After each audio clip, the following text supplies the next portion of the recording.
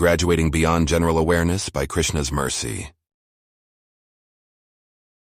कथ्यता में पित कोयम संभ्रमो व उपागत किम फलम कस्य वोद्देश केन वा साध्यते मख. Quote, My dear father, I am very respectfully and humbly inquiring. What is this arrangement?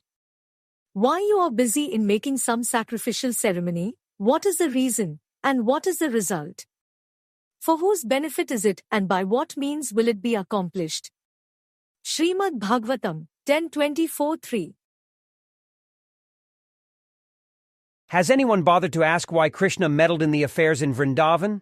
We celebrate today in the annual tradition known as Govardhan Puja.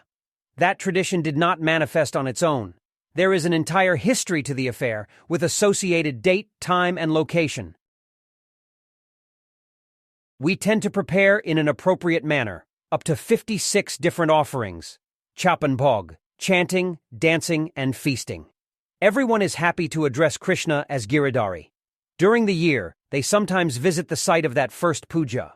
They circumambulate Govardhan Hill, asking for a spot of devotion, bhakti, in return for the vow vrata. Okay, I am not arguing against the benefits of the tradition. Govardhan Puja is certainly a festive occasion, but Nanda Maharaj was not doing anything wrong.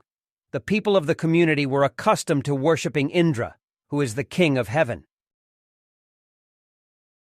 This is how civilized societies operate. They understand that man cannot survive on its own. There has to be assistance from nature at the very least, the sun, the clouds, the sky, the earth, the various animals. Just consider the benevolence of the cow and how it produces so much for the benefit of mankind. What was the need to disrupt the flow of appreciation? Why did Krishna have to interfere amongst a population which was already pious in nature? It is not like they were atheists. There is the saying that it is impossible to read the mind of a sadhu, who is a saintly person.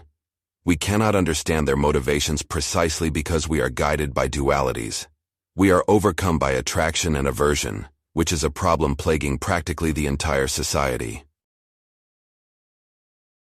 इच्छाद्वेष समुत्थेन द्वंद्वमोहेन Bharat सर्वभूतानि सन्मोहा सर्गे यान्ति परन्तप. Quote, O scion of Bharatha, Arjuna, O conqueror of the foe, all living entities are born into delusion, overcome by the dualities of desire and hate. Lord Krishna, Bhagavad-gita 7.27. The sadhu is above such dualities.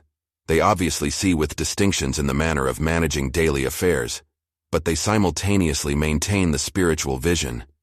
They see the spirit soul in everything that is living, and they understand that there is one chief eternal who maintains all of the other eternals. Quote, the Upanishadic verse runs as follows, Nityo Nityanam Chetnash Chetnanam. The purport is that amongst all the living entities, both conditioned and liberated, there is one supreme living personality, the Supreme Personality of Godhead, who maintains them and gives them all the facility of enjoyment according to different work. Srila Prabhupada, Bhagavad-gita 15.17 purport. As it is impossible to read the mind of the sadhu, the same applies to the Supreme Personality of Godhead. Sri Krishna asked a series of questions to Nanda Maharaj. The foundation was Kim Phalam. What is the purpose of the sacrifice about to be conducted? What is the use? Krishna already knew the answer, but he intentionally wanted to hear it spoken by Nanda. Because once the answer is provided, it is on record. The record can then be dissected. It is like offering a response in a debate. The challenger can then base their response on the content. General awareness is good. The tendency towards religion is what separates the human being from the animals. The people of Gokul Vrindavan must have been pious. Otherwise, Vishnu would not have appeared before them as the adorable Krishna. The interference was intentional. The answer to the Kim Phalam question could also be satisfied in worshipping Govardhan Hill, which was dear to the cows. Nothing would be lost in the process. The cows were everything to the community, so if the cows were pleased, how could there not be auspiciousness in return?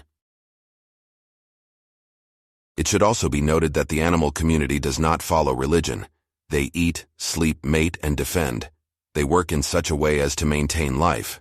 They are trying to enjoy, but they do not have the capability to conduct yajna. At the same time they are eating. They enjoy the benefits of rainfall. This must mean that there is a prior arrangement, that someone is already providing. If the human community contemplates that question for a moment, after they have graduated from appreciating the various fixtures of nature, they will reach the conclusion that the benefactor of benefactors should be satisfied first. That is to say, his satisfaction should be the highest priority. That is the clear symbol from the historical incident, that is the first Govardhan Puja. The people took a chance on Krishna. They put full faith and trust in him to deliver. He did so and more, by protecting them from the instigated attack from the Devas who had previously been satisfied. In closing, from symbolic reaction clear, reason for Krishna to interfere, that everything all ready to provide, protected when on his side, as the maintainer of all, Govardhan his judgment call, to worship in that direction, even from Deva's sufficient protection,